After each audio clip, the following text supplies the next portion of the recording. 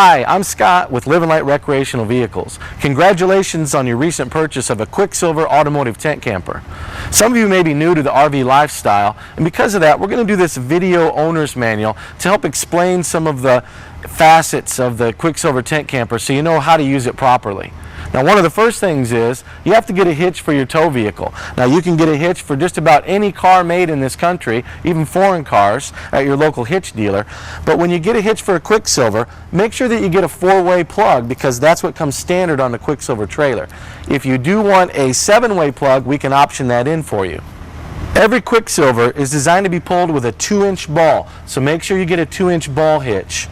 Now, because it's so lightweight, you really don't have to spend a lot of time backing the car up to be perfect. Just get it close, and then you can pull the camper right over the ball and start to lower it by cranking the handle and lowering it down onto the ball. Now, make sure that this mechanism here on the hitch is pulled up, because if that's not up, it will not seat on the ball correctly. So make sure that this is pulled up. Now, I'm just going to crank it down on the ball right now. Once you're fully on the ball, this will go down all the way, and you got a little cotter pin that goes right inside the hole. And now we disconnect the safety chains. Now, we suggest that you cross them from left to right for enhanced safety when you're turning. Just like that. Now we're ready to hook up the 4-way electrical connection, which operates the lights and the turn signals and the brakes on the trailer. Make sure you secure it properly and you're ready to go. Now, make sure that your chains aren't hanging on the ground, because you don't want that while you're traveling. And I'll show you a little trick. If your chains are a little too long, simply twist the chain and you put a couple kinks in it, which will shorten up the chain for you, and then you can reattach it and you won't be dragging on the ground. Lastly, before you take off, you got to make sure that your jack is up and in the travel position. Now, make sure that it's off the ground, and then you can pull this pin, rotate it, and you'll hear it lock into position. In fact, I'll unlock it for you to show you how it snaps back and forth. Now you're ready to go. Now, let's say you've reached your camping destination and you're ready to unhook your Quicksilver from your tow vehicle. First thing you want to do is pull the pin on the jack stand to release it from the travel position and lock it into its camping position. Then you can go ahead and start cranking until it reaches the ground. Now we've got tension on the hitch. At this point, we can start to unhook it from the car. You want to unhook your safety chains.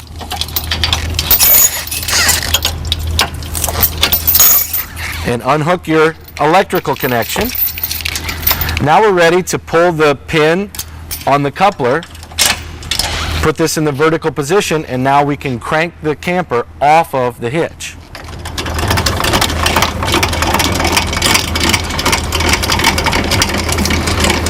Once you're clear of the hitch ball, you're ready to push your camper into place at the campsite.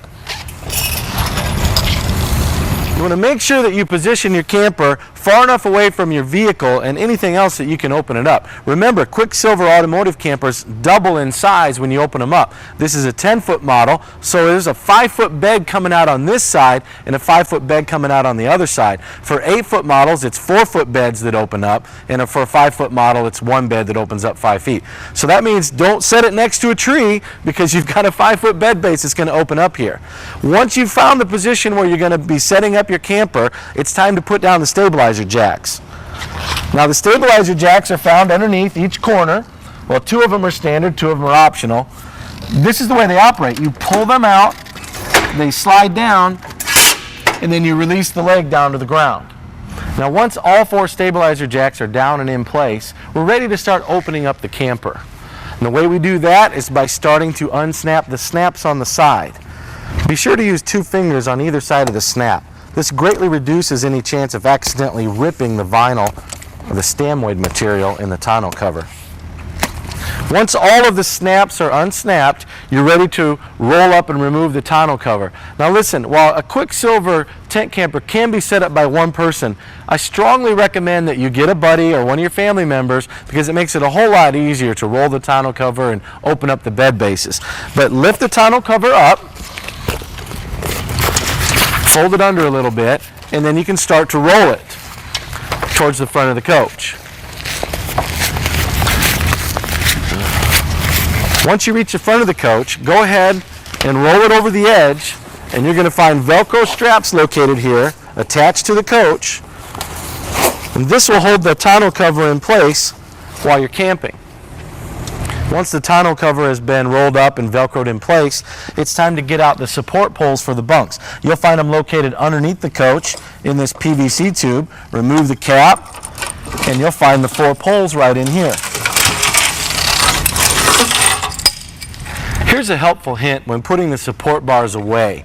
Make sure that the 4 bars are together and the clips are on the outside.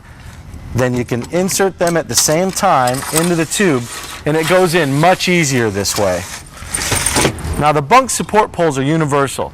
They're all 4 the same, each end is the same, so it doesn't matter what end you grab, but we have 4 support pole brackets that are located, 2 in the front and 2 in the rear of the coach. You just line up the holes and stick the cotter pin through the hole. That's how you connect the support pole brackets. Once all 4 poles have been attached, 2 in the front and 2 in the back, we're ready to open up the camper. Now we're ready to open the bunk end of the camper. Make sure that you have a partner or a friend or family member helping you, because while they're lightweight, there's still a little bit more than one person wants to do. Reach underneath, lift up the bunk, and walk it forward. And once you reach past vertical, you want to make sure you have it supported. And then you want to grab your support poles, find the bracket on the ends of the bunks, and again, stick the cotter pin through the holes. Once the front bunk has been opened and secured, you go to the next bunk and do the same thing. You walk it towards the rear, where you lift the support bars up and attach those into the brackets. Just a helpful hint, by supporting the bunk with, say, your shoulder, it frees up both hands to be able to line up the support bar holes and slide the pin through. Once the bunk bases have been secured with the support poles, it's time to put the tent up. First thing you want to do is take the excess tent, fold it outside of the camper. That's laying right on top. Next thing you want to do is check the support where the biminis are. You want to make sure that the biminis are free from the sidewall and ready to go up. Sometimes during transit, these bimini poles will have a tendency to settle down in between the sidewalls, and they might become wedged. So you want to make sure that they're free, and then you're ready to lift the tent up and put it into place on one end. Again, it's always best to have a helper when setting the tent up. It just makes it a lot easier. Once the tent's been folded out and you know the biminis are free of the sidewalls, go ahead and grab the tent and grab the end bimini and just lift it and walk towards the end of the camper. When you reach the end of the camper, you just want to secure one snap on the corner. That'll hold it in place while we lift up the rest of the tent. Just one snap on either corner. Now, we're ready to lift up the other side of the tent. Again, make sure that the bimini bars on this half are free from the sidewall before you start to lift it up. Once you're sure they're free, go ahead and grab the tent and the bimini, lift it up and walk it back. And at the end, you're going to secure one snap again, just on the corner. Now the tent is basically in place, and I'll show you the next steps to go through as we finish setup. The next step in setting up the tent is to put in the center support bar. Now this is found inside the camper, just on the floor. This center support bar goes between the 2 main bimini poles in the living area. We'll show you how to put this in. The center support bar is installed by placing the plastic ends over the bimini poles. They just snap right on, and now it's in place. Now we're ready to snap on the rest of the tent. The snaps of the tent actually line up with the snaps of where the tonneau cover was. It's a nice design, easy to use. Notice I'm using 2 fingers on both sides of the snaps when I attach them. And in the bunk area, we've got Velcro and bungee cords that really seal off the end of the bunk. You just fold it under, attaching the full length of the Velcro underneath the bunk, and then you pull the bungee cords and attach them to the eyelets, giving you a nice attachment here and really sealing off against any wind that would try to get in the camper. On the ends of the bunk, you're going to find that sometimes, well, gosh, how is this canvas going to stretch down here and snap? What you do is you pull down on the bimini bar at the end of the bunk, which gives you plenty of slack to get these snaps snapped.